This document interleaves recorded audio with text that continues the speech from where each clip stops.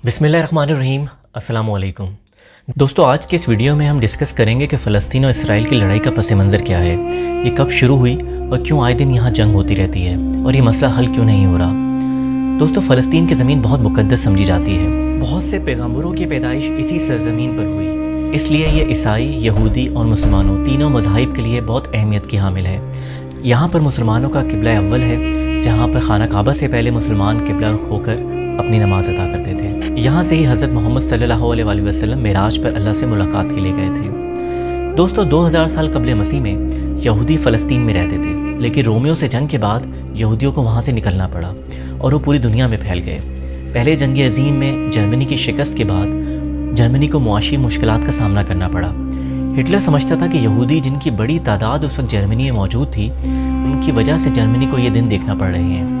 Hitler ने फैसला किया कि यहूदियों की ऐसी नस्ल कशी की जाए कि उनका वजूद ही मिटा दिया जाए। इस तरह हिटलर ने लाखों यहूदियों का कत्लेआम किया। दोस्तों, फ़लस्तीन में यहूदियों ने अपने रियासत के क़याम के लिए कोशिशें 1800 सदी में ही शुरू कर दी थी, जब वहाँ से 5% यहूदी आबाद थे। पहली जंग अज़ीम के बाद हिटलर की नस्ल कशी की वजह से पूरी दुनिया से यहूदी फ़लस्तीन में जमा होने लगे ताकि वो यहाँ पर अपना अलग मुल्क बना सकें।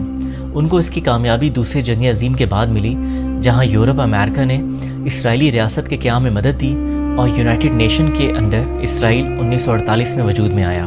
दोस्तों, इस फार्मूले में 53% ज़मीन यहूदियों को दी गई, जबकि 43% फ़लस्तीन के कंट्रोल में दी गई। यरूशलेम, जो सबके लिए मुक़द्दस जगह है, उसका कंट्रोल यूएन के अंडर दे दिया गया ताकि किसी भी मज़हब के लोग आसानी से वहाँ आ जा सकें। लेकिन इसराइल के क़याम से अरब हमसाये ममालिक मुतमईन नहीं हुए और यूँ अरब इसराइल के दरमियान पहली जंग छिड़ गई।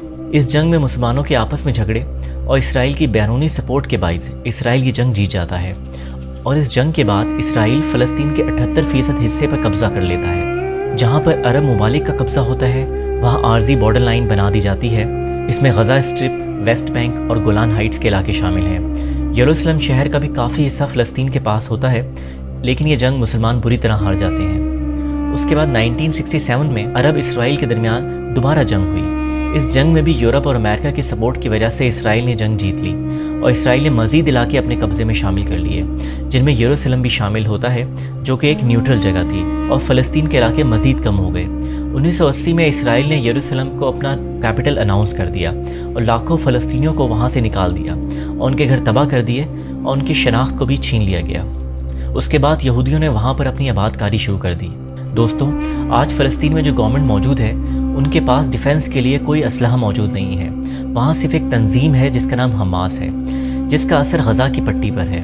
सिर्फ यहाँ से फ़लस्तीन इसराइल के इस कब्ज़े के ख़िलाफ़ मुज़ाहिमत करता है। आखिर में दुआ है कि अल्लाह पाक फ़लस्तीनियों के मासूम लोगों की मदद करे और तमाम मुस्लिम उम्मा को तौफ़ीक दे के मुत्तहिद होकर इसका मुकाबला कर सकें। दोस्तों, अपना और इर्द गिर्द के लोगों का ख्याल रखिएगा। अल्लाह हाफ़िज़।